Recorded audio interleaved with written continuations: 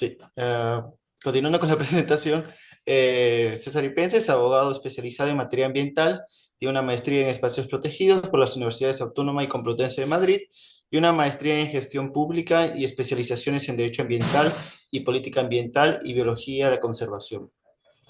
Ha trabajado, investigado el tema de minería de en pequeña escala, áreas protegidas, derecho ambiental y ha publicado numerosos artículos y libros sobre materia ambiental y de sostenibilidad. También ha desarrollado investigaciones sobre los delitos ambientales de tala y minería ilegal y tráfico de vida silvestre. Ha recibido importantes reconocimientos, como el primer lugar del Premio Mundial Alexander Keys, otorgado por la UICN en Derecho Ambiental. Fue jefe de la delegación del Perú para la negociación del Acuerdo Regional del Principio 10, Acuerdo de Escazú.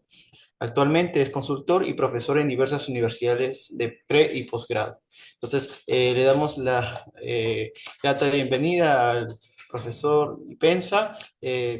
La dinámica sería de 40 minutos de exposición y 5, 10 minutos a lo máximo para preguntas, las cuales deben ser puntuales, ya que a las 6 hay un compromiso importante que tiene el doctor, así que hay que valorar este espacio. Listo. Muchas Adelante. gracias, gracias Isaac, y muchas gracias también y buenas tardes y buenas noches con algunos de ustedes eh, por la invitación. Gracias nuevamente a Derecho Animal en Perú y me parece fundamental contar con un espacio de este tipo que nos lleve a reflexionar sobre la vida silvestre en general y sobre los animales, ¿no? Entonces, la exposición que voy a tener el día de hoy está relacionada al tráfico de vida silvestre y el crimen organizado. Cuando uno reflexiona, muchas veces todavía se cree en ciertos sectores que no hay organizaciones criminales vinculadas al tráfico y de la vida silvestre, y creo que esto es tremendamente falso, ¿no? Si vemos ya desde desde el Convenio de Palermo y los diversos instrumentos jurídicos internacionales y del rol de algunas organizaciones internacionales, vemos cómo grupos criminales se organizan para traficar vida silvestre, y esta es una actividad altamente lucrativa a nivel global, y por eso dentro del de, convenio sobre crimen transnacional se viene negociando y se ha planteado la negociación de un cuarto protocolo que aborde el tráfico de vida silvestre al ser una actividad altamente lucrativa a nivel global, ¿no? Y obviamente esto ha sido documentado en diversos documentos. Uno de estos documentos en el que tuve la oportunidad de trabajar con diversos especialistas hace algún tiempo atrás en el proyecto Prevenir es un documento de política que se llama Delitos sin Fronteras, el tráfico ilegal de vida silvestre como crimen organizado, y que nos muestra algunas buenas prácticas en torno al abordaje del tráfico de vida silvestre, pero también la necesidad en aquel entonces de plantear reformas que se hicieron y que tuvimos a bien trabajar diversos especialistas de nuestro país, en el Perú, para incluir el tráfico de vida, de fauna concretamente, dentro del ámbito de la ley contra el crimen organizado que se incluyó el año 2022 en el Perú. Entonces, bueno, nuestro país no podemos dejar de señalar que al ser una zona, un país de alta diversidad de vida silvestre, ¿no? Es uno de los países también más apetecidos para poder traficar, y es sumamente vulnerable al tráfico de la vida y de la fauna silvestre, el cual depende en gran medida de redes organizadas, muchas de ellas de carácter transnacional, ¿no? Durante, por ejemplo, los periodos del 2014 al 2018, nuestra Policía Nacional registró cerca de 2.099 delitos asociados a la depredación de flora, 1.536 depredación de fauna y 55 por extracción ilegal de especies acuáticas, que está documentado, pero además el Servicio Forestal y de Fauna Silvestre confiscó más de 66.000 individuos correspondientes a 342 especies entre el año 2000 y 2016, y de ellas teníamos que 159 eran especies que estaban bajo el ámbito de protección del convenio CITES y 21 de estas en peligro, ¿no? Entonces, también se han realizado distintos operativos en el año 2020, 2021, en distintas regiones, pero yo creo que esta es una labor bastante disuasiva cuando se va a ciertos mercados, a ciertos espacios donde se vende y se trafica vida silvestre, ¿no? Y también asociado a los recursos hidrobiológicos. Pero no creo que sea o debiera ser la mayor prioridad que debieran dar las autoridades en el tiempo, porque creo que aquí debemos utilizar distintas herramientas que nos da la ley contra el crimen organizado para poder desarticular organizaciones criminales perfectamente armadas que tienen una fachada de empresas formales, ¿no? Y que tienen un carácter transnacional, como los veremos un poquito más adelante, ¿no? Entonces, creo yo que también, y esto lo hemos documentado, que el tráfico de vida silvestre era un delito invisible porque ante la gran cantidad de casos vinculados a los delitos ambientales en general en el Perú, superamos los 36.000 casos, ¿no? Se priorizaba sobre todo y se prioriza sobre todo temas vinculados al mayor impacto visual que se tiene, como la minería ilegal, el tráfico, la deforestación, ¿no? O delitos de contaminación. Pero en el Perú debo señalar que también el tráfico ilegal de vida silvestre pasó de ser un acto individual, ¿no? A un fenómeno de organizaciones criminales que es bastante complejo de abordar, tiene un alcance internacional y también tiene una subrepticia injerencia en el mercado local, ¿no? Entonces, legal, perdón. También constituye un delito precedente de lavado de activos, ¿no? Por ejemplo, está asociado a la extracción, al procesamiento y a la comercialización ilegal de como los fondos vinculados al tráfico de drogas y a la presencia de clientes inusuales, ¿no? Y en ese contexto también cada año se decomisan más de 5.000 especies de flora y fauna silvestre, ¿no? Las especies más traficadas son, por ejemplo, las tortugas terrestres y acuáticas, los monos, ¿no? El guacamayo y entre otras especies. Pero además hay un tráfico de fauna silvestre de reptiles hacia el Asia, ¿no? Y es frecuente, ¿no? Debido a la gran demanda, igual que el mercado internacional, para mascotas exóticas, colmillos, caparazones y pieles. Y el panel de decomisos de fauna silvestre, ¿no? Abordó un conjunto de datos que registra que la fauna silvestre ilegal decomisada por autoridades desde el año 2013 no registró ningún decomiso entre el 2023 y 2024, lo que es bastante curioso. Sin embargo, podemos ver algunos casos que se ha mencionado, no necesariamente por autoridades nacionales, sino también por autoridades internacionales, ¿no? Por otro lado, también el índice de riesgo de pesca INDR, de la pesca no declarada o no reglamentada, en nuestro país ocupa el puesto 23 en cuanto a actividades de esta pesca ilegal no declarada y no reglamentada, con un aumento desde el año 2021 de 0.34 en puntuación. Y esto nos lleva a reflexionar seguramente sobre un caso tremendo donde también hay poca atención y mucho desconocimiento e ignorancia en nuestra patria, ¿no? Sobre el comercio ilegal de aletas de tiburón que se ha expandido en el Perú y por otro lado las exportaciones de aletas de tiburón se han triplicado en una década debido esto sin lugar a dudas a la creciente demanda de mercados asiáticos, China, Hong Kong, Taiwán, ¿no? Lo que convierte al Perú como el mayor exportador de aletas de tiburón del mundo, ¿no? Y el 75% de los tiburones que se exportan del Perú son capturados en aguas peruanas, no son capturados en aguas peruanas, sino que provienen de nuestro país vecino del Ecuador, donde las poblaciones son mayores y los tiburones son contrabandeados por la frontera del Ecuador al Perú en camiones refrigerados, en costales, en encomiendas, ¿no?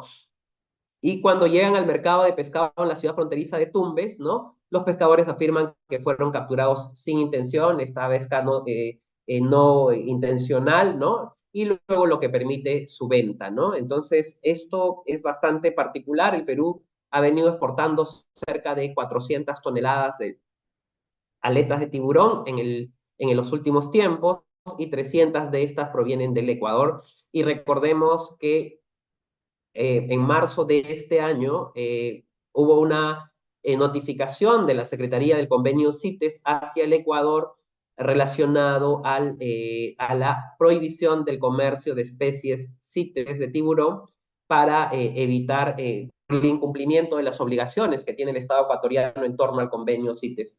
Y también en esa notificación alerta la posibilidad, o de alguna manera uno que puede leer, sobre leer esa notificación, esto podría tener implicancias futuras sobre el Perú, que podría llevar también a sanciones hacia el Perú, si es que el Perú no hace lo que le corresponde como país signatario del convenio CITES, ¿no? Por otro lado, y culturalmente, los mercados locales en Perú comercializan vida silvestre para un uso ritual y consumo local, como la carne de lagarto, algunas aves tropicales y tortugas, ¿no? Que se pueden encontrar, por ejemplo, en algunos mercados de Iquitos, ¿no? Y ya desde la elaboración y discusión de nuestra estrategia para reducir el tráfico de fauna del año 2017 al 2027, se han identificado cuáles son los destinos, ¿no? Y uno puede delinear también y atender, dependiendo del interés del mercado extranjero, hacia qué especies y cómo se comercializan, ¿no? Por ejemplo, desde la labor importante que hizo nuestras fiscalías especializadas en materia ambiental del norte, ¿no? Encontramos a veces a fiscales mujeres de lujo que hacen un trabajo increíble en nuestro país, como la fiscal de Tumbes, la fiscal de Chimbote, ¿no? Han logrado en diversos momentos incautaciones importantes de aletas por pesca ilegal, ¿no? Que han reportado incautaciones millonarias, ¿no? Y también en casos de fauna silvestre, también en general ha sido bastante particular, ¿no? Entonces, también se han obtenido diversas sentencias condenatorias, pero todavía vemos que esto sigue siendo insuficiente, ¿no? Por ejemplo, en el caso de aletas, la Fiscalía Especializada en Materia Ambiental de Tumbes ha hecho un trabajo tan importante que a raíz de su labor en la zona de frontera, los traficantes de aletas de tiburón han tenido que buscarse otras rutas para poder movilizar las aletas hacia el puerto del Callao, ¿no? Desde la parte más andina, en la frontera entre Perú y Colombia, pero ya no en el departamento de Tumbes, sino en el departamento de Piura, ¿no? Entonces, hemos tenido estas incautaciones en el tiempo y que han sido importantes y que también han demostrado esta compleja red de tráfico de hormiga, ¿no? Porque se movilizan en pequeños cargamentos o en medianos cargamentos para luego ser acopiados en Chimbote o en el Callao, donde incluso en algunos momentos se han puesto a secar estas aletas en las partes altas de las casas, ¿no? Y que han sido también documentados a través de distintos medios, ¿no? De comunicación particularmente, ¿no? Entonces, por ejemplo, estas aletas vienen desde Manta en Ecuador y se transitan hacia nuestra frontera para poder luego llegar hacia el Callao, ¿no? Entonces, estas son imágenes de la labor que ha realizado y realizan nuestras fiscalías especializadas en materia ambiental conjuntamente con nuestra agencia de aduanas, la Superintendencia Nacional de Administración Tributaria, ¿no? Y creo que ha sido una labor importantísima, pero todavía lamentablemente ante el dinamismo y lo complejo de este delito, a veces resulta lamentablemente insuficiente, ¿no? Igual sentencias que se han logrado y desde acopiadas una vez en Lima, en el Callao, van y se movilizan con destino hacia China, Hong Kong, Taiwán, donde algunas aletas pueden llegar a valer $200, ¿no? Y cuando uno ve la cantidad de cerca de 400 toneladas, cuánto representa esto en recursos económicos es importante también para ver cómo se generan actividades que facilitan el lavado de activos, ¿no? Esta es una nota de Inside Crime, ¿no? Donde sacaron un reporte sobre la primera sentencia vinculada al tráfico de aletas de tiburón, que fue una sentencia emblemática y que también ha generado un precedente en el Perú, ¿no? Se ha utilizado distintas técnicas de manejo y de información para, por ejemplo, técnicas de análisis genético para identificar las especies de tiburón que estaban dentro del ámbito del convenio CITES, ¿no? Eso también ha jugado un rol importante.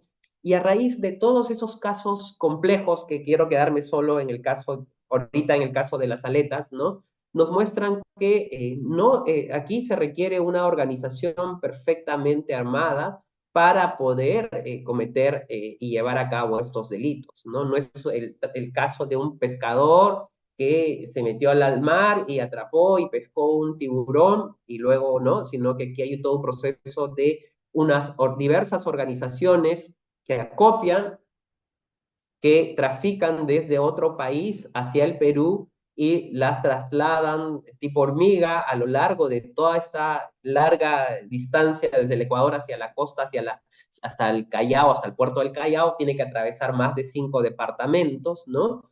Y luego de esto hay mecanismos de blanqueamiento, de documentación, o como lo ha reportado la Contraloría General de la República del Perú el año pasado a raíz de una acción de control el Ministerio de la Producción, muchas de estas autorizaciones o certificados CITES, ¿no?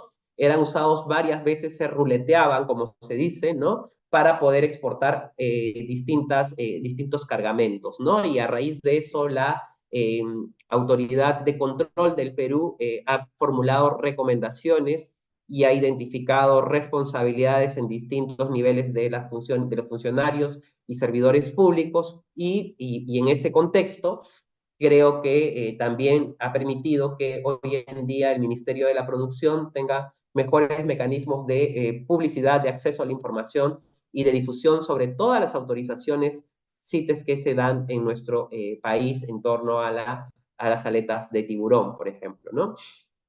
Entonces, estos casos bastante complejos nos llevaron a discutir en distintos espacios con distintos actores, ¿no? Quiero recordar que en el marco del proyecto Prevenir hicimos un estudio a nivel global realizado por Environmental Law Institute, ¿no? Por ELI, ¿no? Y ellos hicieron también una búsqueda de las mejores experiencias en el mundo que se habían tomado para enfrentar el tráfico de vida silvestre.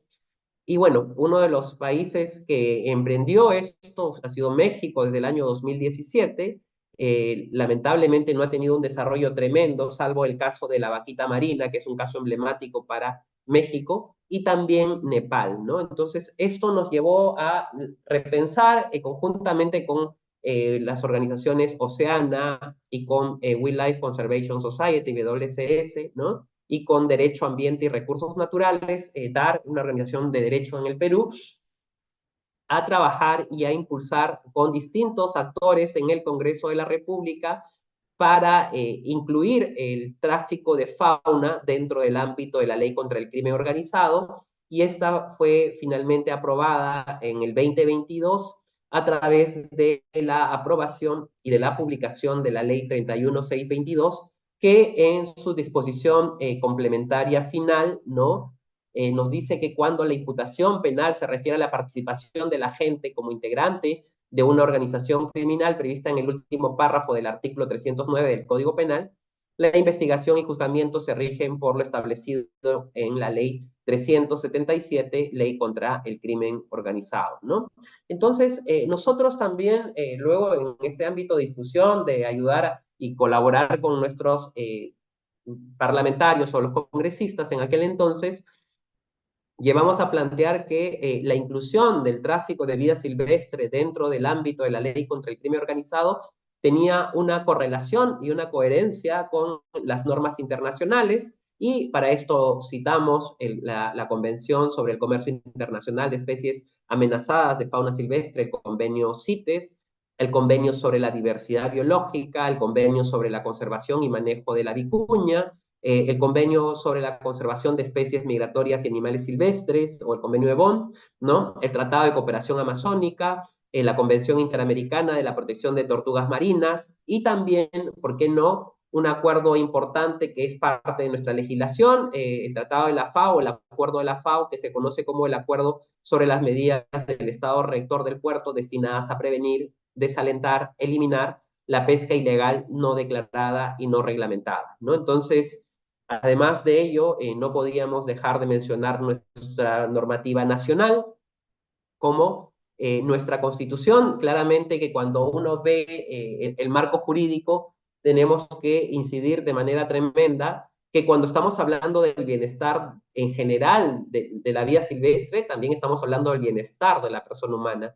Y no podemos dejar de reflexionar, por ejemplo, sobre la posible o el origen zoonótico de esta última pandemia que vivimos en la humanidad, el COVID-19, ¿no?, que tiene un origen zoonótico, y también considerando lo que ya el panel de expertos del IPBES, ¿no?, nos han dicho que la Amazonía podría desarrollar quizá 1.200 nuevos virus, algunos mucho más, quizá más peligrosos que el COVID, ¿no? Y esto lo dicen los expertos mundiales, ¿no? Luego consideramos también nuestra ley forestal y de fauna silvestre, el decreto que regula la interdicción de pescas, de actividades ilegales en pesca, nuestra política nacional del ambiente y la estrategia nacional para reducir el tráfico ilegal de fauna silvestre que tiene un ámbito hasta el año 2027, ¿no? En esa lógica, distintos proyectos, tuvimos un proceso bastante complejo desde el año 2019, ¿no? Cuando el congresista Wilmer Aguilar en el 2019 presentó el primer proyecto, el 3200-2018, y el año 2020 el congresista Alberto de Belaunde presentó el proyecto de ley 6051. Ambos proyectos contaron con dictámenes favorables en la Comisión de Justicia y Derechos Humanos, ¿no? Y lamentablemente allí nos quedamos sin Congreso, ¿no? En el primer momento, en el segundo, no logramos que se priorizara en la discusión del Pleno del Congreso, a pesar de tener un dictamen, ¿no? Y decidimos seguir insistiendo, y para esto también ya el 2021 trabajamos con el congresista Ventura del Grupo Parlamentario Fuerza Popular, luego con el congresista del Parlamento, el Grupo Parlamentario Morado, ¿no? Edgar Málaga, y luego el congresista Pariona del Grupo Parlamentario Perú Libre presentó otro proyecto de ley ya en el 2021, y estos se acumularon y nos llevó a un proceso bastante interesante. Distintas bancadas de distinta tendencia, ¿no? Incluyen estos elementos y estos proyectos también, y con la ventaja de que el congresista Ventura era miembro o secretario de la Comisión de Justicia y Derechos Humanos, la comisión responsable de dictaminar este proyecto, ¿no? Entonces, incidimos que el incluir el tráfico de fauna dentro del ámbito de la ley contra el crimen organizado permitía y da mejores herramientas a los operadores de justicia para tomar medidas de eficacia en la investigación, el juzgamiento y la sanción. También este tipo de medidas permitía, por ejemplo, lo que permite la ley contra el crimen organizado, la interceptación postal, la intervención de comunicaciones, el uso de agentes encubiertos, el seguimiento, la vigilancia, el levantamiento del secreto bancario, ¿no?, la reserva tributaria y bursátil, y también, como hemos señalado, muchos de estos delitos tienen un carácter transnacional, entonces también requiere y se pueden usar herramientas de cooperación internacional, ¿no? Entonces, la norma también permite el aumento de la pena hasta en una tercera parte por encima del máximo legal fijado por el delito cometido, ¿no? Y obviamente en esa lógica de generar situaciones que sean de ejemplo para evitar seguir cometiéndolas, ¿no? Decíamos que la mayor eficacia del sistema de justicia penal permitiría, por ejemplo, reducir la extendida impunidad que lamentablemente existe hasta el día de hoy, y vemos incluso cómo ciertos traficantes tienen una alianza o un espacio de resonancia al más alto nivel de las autoridades que debieran tutelar y custodiar y proteger la vida silvestre, ¿no? Una mejor confianza de nuestra ciudadanía respecto de nuestro sistema de justicia penal, y también el disuadir la comisión de estos delitos por medio protector de los recursos naturales, ¿no? Entonces, todas las entidades que opinaron, como el Ministerio de Justicia y Derechos Humanos, no recuerdo al director en aquel momento, un director del Ministerio de Justicia que también respaldó esta medida en los diversos espacios de discusión que tuvimos. Hicimos un seguimiento exhaustivo del proceso, de el abordaje, también de las intervenciones. Fue bastante particular y curioso ver cómo ciertos sectores dentro del Congreso todavía resistían, ¿no? La discusión de este tema o el abordaje o el dictaminar sobre este proyecto, y uno puede hacer historia, incluso que invitaron a representantes de alguna empresa que estaba siendo procesada por organización criminal para que respalde la posición para limitar o para bloquear el proceso de discusión de esta norma, ¿no? Sin embargo, a pesar de todo ello, ¿no? Tuvimos la aprobación de esta norma, y lo que hace esta norma de alguna manera también nos permite llevar a ordenar en aquel entonces el Código Penal, y se generan modificaciones a los artículos vinculados al tráfico de fauna, ¿no? Desde el 308B, que habla sobre extracción y procesamiento ilegal de especies acuáticas, el 308D, el tráfico ilegal de recursos genéticos, el 309 sobre las formas agravadas, ¿no? Y esto a su vez lleva también a esta disposición complementaria final, ¿no? Que señala en el tema de investigación y juzgamiento, y dice claramente que cuando la imputación penal se refiere a la participación de la gente como integrante de una organización criminal, prevista en el último párrafo del artículo 309 en las agravadas, ¿no? Del Código Penal, la investigación y juzgamiento se rigen por lo establecido por la ley 377, ley contra el crimen organizado, ¿no? Entonces uno cuando dice, ¿cuándo estamos frente a una organización criminal? Bueno, ahí no hay, en algunos casos hay consenso de las características que tiene una organización criminal, ¿no? Tiene una permanencia operativa, una estructura organizacional, es decir, tienen que ser tres o más personas, ¿no?